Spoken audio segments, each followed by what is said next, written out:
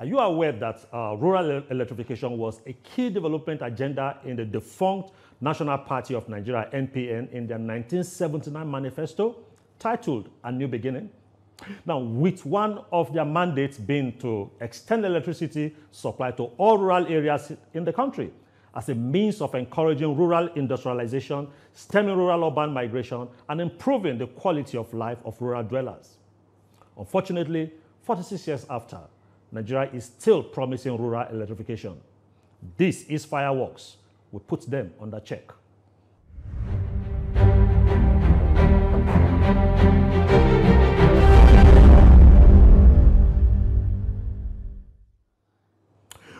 Today, I'm being joined by the Managing Director of the Rural Electrification Agency, talking about Abba Aliyu. Nice to have you join my talk today. Nice meeting you, Esho. Thank you for having me. Thank you so much. All right. Yeah, rural electrification. 46 years, it was a campaign manifesto in Nigeria. And we're still talking about rural electrification. And there is a statistic. In 2024, it was said that 86 million Nigerians do not have access to electricity, making Nigeria the country with the largest population without electricity in the world. This is embarrassing. How do you feel about this? Well, like you said, absolutely. It's, I wouldn't say it's embarrassing, but it's definitely a point of concern. I didn't even know that the NPN 46 years back was part of their campaign slogan. But we need to contextualize the situation. Why are we still having the challenge from that up to this moment?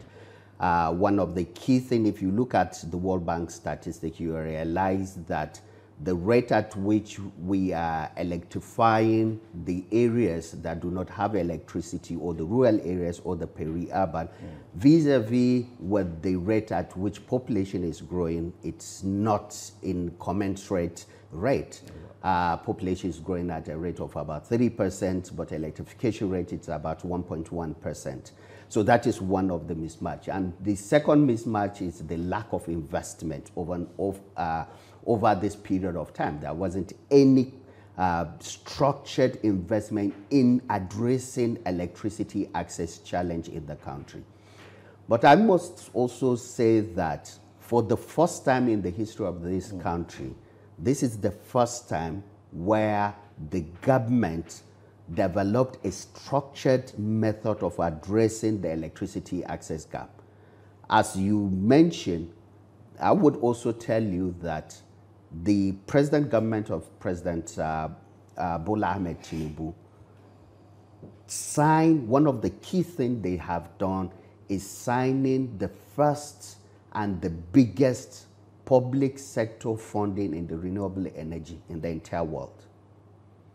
A $750 million project, which in the first 6 months of his assumption in office was one of the first things that was signed and approved to electrify 17.5 million Nigerians. First 6 months of his administration? It was signed. That funding was signed.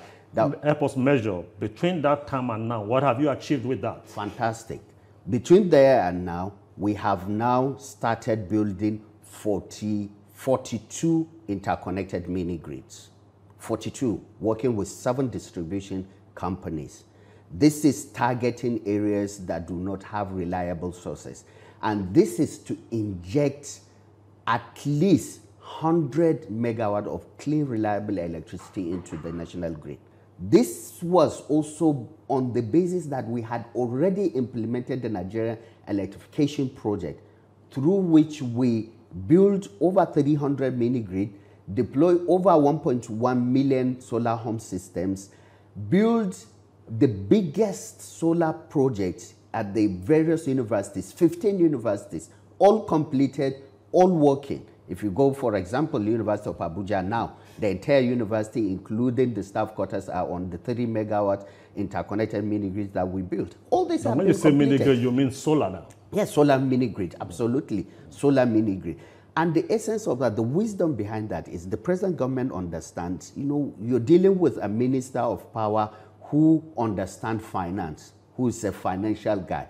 So the main thing is, what is the least cost of addressing this challenge of access? This 86 million, where are they? Where are the communities? What is the cheapest means of providing them this electricity? Rather than just continue to build transmission line, build distribution line to these communities, we need to ask ourselves, is it the most viable way of providing them this electricity? Okay. So that was the first thing we did. That is why we started the Distributed Renewable Energy Framework, where we now built the plant in the communities that do not have the electricity, build distribution network, meter them, put SCADA, and get them going. And this has been working. Here in Abuja, I give you an example. Go to Kwali, there's a community called Petit. You will see two of our mini grids, 100 kilowatts, that has been working for over 5 years. Go to Kilankwa, you will see another two of our interconnected mini grids serving there. Go to Nasarawa Toto in Nasarawa, see the first interconnected mini grid. Mr. Abba, quite interesting, all these statistics you are reeling out. But to the ordinary man, he does not have electricity yet. And this 86 million we're talking about have not really changed. This was 2024. So how has this translated to me having electricity? You need to also understand the thinking of the government. Government is targeting different clusters of people to address the electricity access. The mandate of Rural Electrification Agency is to target two clusters of people. Within the 86 million, about 40 million of them did not see electricity. There wasn't any electrification infrastructure in those communities. So it's one of our targets. And those are the people that we are targeting, not someone like you who already, your house is connected to the distribution network. So you are not to a large extent is not working. Yes, you are not one of our customers. So our customers are people in those rural areas. And you are saying that you are not feeling the impact of that. But those people, if you go there, they will tell you. If you go to the Nasaran Toto, for example, like I told you, tell them that you do not, there's no electricity access. They will challenge you. And what is the cost of that on the communities? How do they pay for it? So because of learning from the lessons of the on-grid, in each mini grid we deployed, apart from putting the generation plant, a distribution network, we metered all the communities 100%. We put SCADA system. From my phone, you can see all our mini grids. You can see how much they are generating, what is the rate at which they are generating. And the people within the communities, they use their mobile phones to buy their token, to power their meters at their homes. As we build this mini grid, it is catalyzing financial inclusion and catalyzing economic development within these communities. It gives them access to electricity to do a lot of economic activities, and also give them the access to be using the smartphones and be included in the financial inclusion, because they open their accounts, they open bank accounts, be able to use their bank account to be the okay, to let me ask you this also. Who pays for the after installation repairs of those facilities? Learning from the lessons of the on-grid. What didn't work on-grid, we make sure that we learn from it and address it. So the Honorable Minister of Power, the framework he asks us to design is to design it around the private sector. The government is not the best manager of assets or infrastructure. We understand that. So the intervention that we are doing, we build it completely around the private sector, not government. So what we do is we incentivize the private sector to go to your village, for example, deploy that infrastructure, and we incentivize them by giving them capital grants. Now, what that means is that the private sector have their own money, their own funding, and we give them grants. That blended financing is what they use to deploy the infrastructure.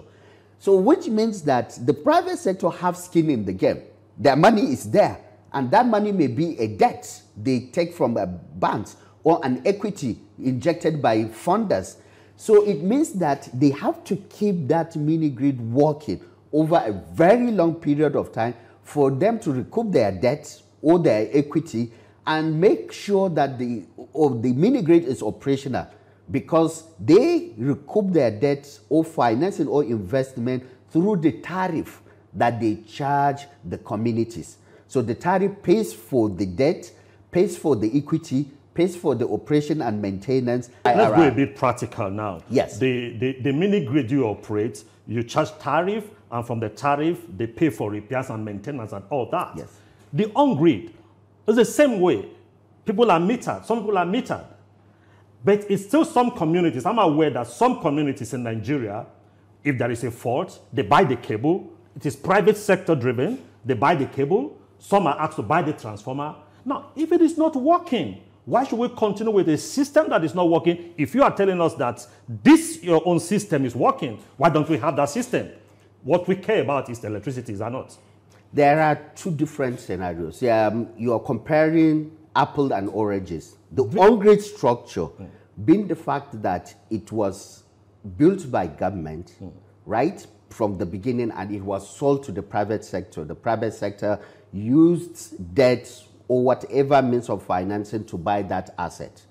This one, our own, we finance part of the capex that is the private sector required to deploy the infrastructure. That is it. That is the difference. That is what financing. That is the first. So why is it difficult for government to finance the other one that seems not to be working so many years after?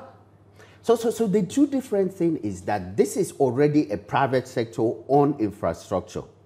This one, you are building it from the beginning, afresh.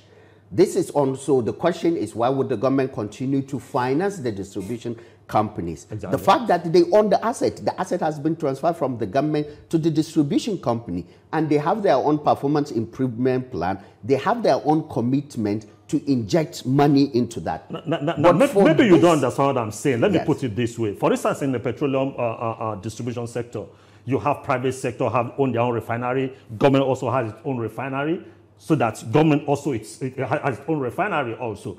And why is it difficult? If the private sector driven one is not working, it's not helping us as a nation to achieve our objective, why don't we adopt the pattern that seems to be working according to you and use that template to drive and show example how it should be done? Instead of continuing on this path, probably in 2027, they'll still tell us that Nigeria is the country, #1 country with people out of electricity in the world. I don't think that figure will continue in that regard. Like I told you, the model that we are implementing, it's working. We are building an ecosystem of RESCO, Renewable Energy Service Company, who are the ones getting this private sector debt financing and deploying this infrastructure in these rural areas. There's a fundamental difference from what we have on grid and what we currently implementing in many respects. And I give you the example.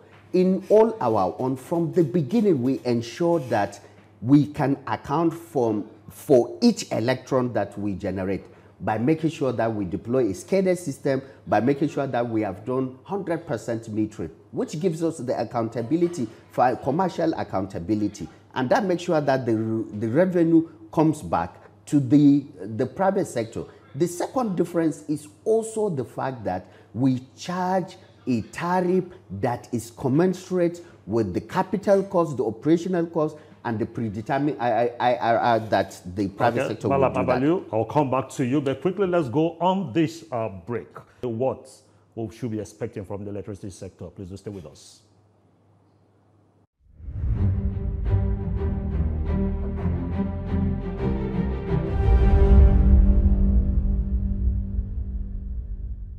What's your perspective on the state police? We are not right for it. Not all states can afford it. For you to have a state police, you need to have a strong central police.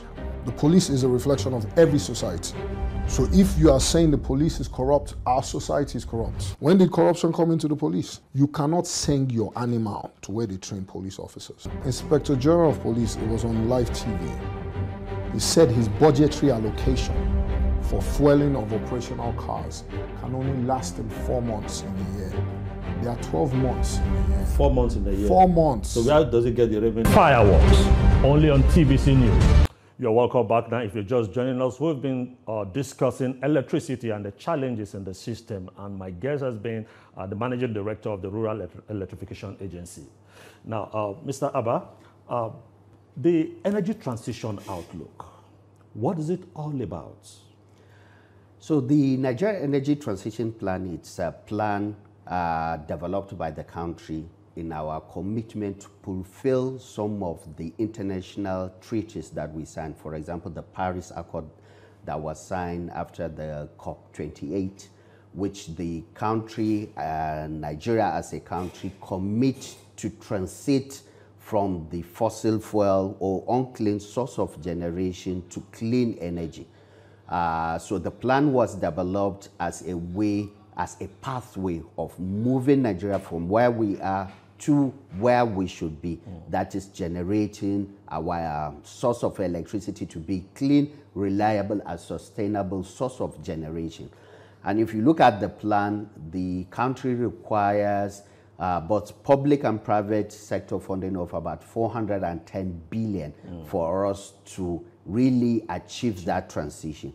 But in the wisdom, in the words of the Honorable Minister of Power, we are not thinking of that transition now. Okay. Our main focus now is those people that do not have the access or do not have reliable electricity. Let us bridge that gap. Let's make sure that we have complete 100% access, which means there is no one community that do not have access to electricity.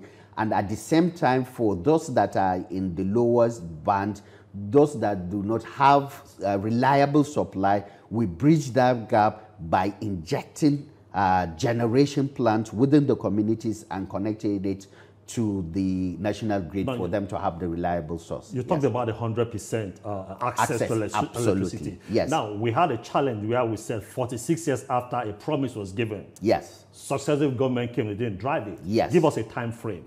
So how soon do you want to achieve this objective? The present commitment is we bridging that gap by 2060. And I just told you the first framework. Because, you see, why I like your show is because of holding government official accountable. And I'm here to tell you the accountability of the we will remind you later. Absolutely. So many years after. Absolutely. Your promises It shouldn't even be so many years after. It should be after a particular period of time. Before being appointed as the MD of REA, I was heading the World Bank electrification project, which is very key, which is one of the landmark projects that even other African countries are copying, with defined commitment of addressing this access gap. So I told you we just started a project that we are targeting 17.5 million out of the 40 without access to be addressed. That is it. We just catalyzed another funding of about 200 million through the Japanese International Development Agency to target another 1.8 million. So roughly, we have already a plan targeting 20 million, which I tell you, and I'm putting on record that by the next 3 years, this 20 million plan targeting 20 million Nigerians will be completed. 3 years? Yes, absolutely. At the rate we are seeing signing this grant agreement, it may be even less than 3 years. Because, like I said, the plan was built based on something that we had already implemented, where we electrify 8 million Nigerians. And we have seen the workability of it. We have seen the sustainability. So the present government, this is the first time that we are targeting these people.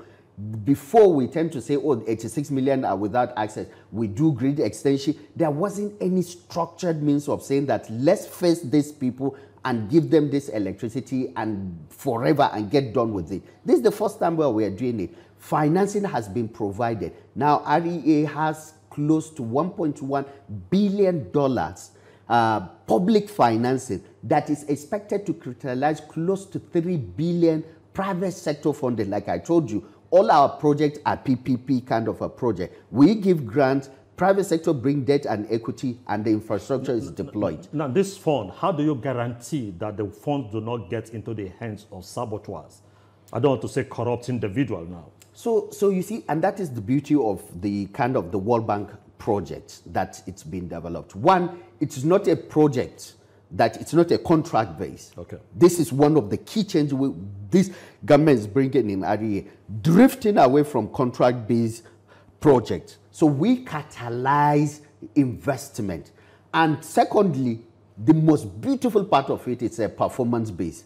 So you, as a private sector, you have to perform for you to get the funding from us. The second performance-based grant is what we call the minimum subsidy tender. We picked big areas, and all the interconnected mini-grids we are currently deploying is through the minimum subsidy tender. So we identify the areas, working with the DISCO. We ask the DISCOs, where are the areas on the band ED that you want us to inject generation for them to have reliable? So you can come to their... Yes, so we can come to their rescue. That's what I was asking you at that time. Absolutely. So they gave us 650 sites. 7 just distribution companies. That is the various DISCOs gave you Yes, 650 sites. So we picked currently 42. These 42, we have done the assessment. Some of them we are injecting 10 megawatts, some 9. There's even 12 megawatts that we are injecting. So we now ask the private sector to say that come and compete. This site, we want to build 10 megawatts of electricity. Tell us how much you as a private sector you are bringing in and how much you want the government to give it to you. The one that requested for the lowest grant from us. For example, some private sector A will say that, oh, I will build this at 1,000 naira. I want you to give us 200 naira. The one that comes and say, oh, give us 100 naira. I will build it at 1,000 naira, wins that award. He brings his money in, build the plant, and get our. Do you look at the quality? Not just the money now. Every single technical detail of building mini-grid to the knots, we define the technical standard that we require. You define it. Absolutely. Now, is it possible for us to say that there is a template that seems to be working and there's a template that is not working? Now, to help the template that is not working, why is it hard for government to lift this strategy and begin to push the strategy towards the template that is not working? So I wouldn't say the on-grid is not working. There are a lot of challenges. Nigerians are saying it is not working. I didn't want to go into that context because it's not my purview. But there are issues around the tariff, around the reflectiveness of the tariff to make sure that non-metering, the lack of metering, the aging of the infrastructure of the on-grid. Those things need to be put in context before you say that it's not working. The strategy of the government at the moment is addressing the access and creating reliability for areas without reliability. Okay. Maybe when we reach that stage, we will now We have reached the stage. Now, let me quickly ask another issue now. Yeah. Can't we have a system where you have multiple distribution companies? If A is not working for me, like I can port from my Glo to port to MTN, I port to whosoever, and I'm not constricted to work with a distribution company that is not working. Can't we get to that point in Nigeria? It will require us a lot. Like I said, it is doable. The first thing, is absolutely. It's absolutely doable. Does the government have the willpower to go that route? So I don't know. I'm not a policy maker. I'm an implementer. I'm asking government. You're also government. Yes, but I'm an implementer, right? These are things around policy. And like I said, one of the things the Minister of Power did is the development of the National Electricity Policy, which has addresses some of this. But for us, we focus on rural areas and off-grid. And I do tell you that that option will soon be available to you. We have we are working to inject about 100 megawatts of electricity to the grid. That will give those people within those communities the option. During the day, they take our electricity. In the night. Already it is happening. So when there is competition, everybody will rise up. Absolutely. That is absolutely possible in very near future. Maybe what's the cause of this 86 is because we have not think outside the box. We've always been trying to keep this table. And the table seems not to be working. Let's break the table. Let's bring new initiative. If this is a new initiative, let's have it.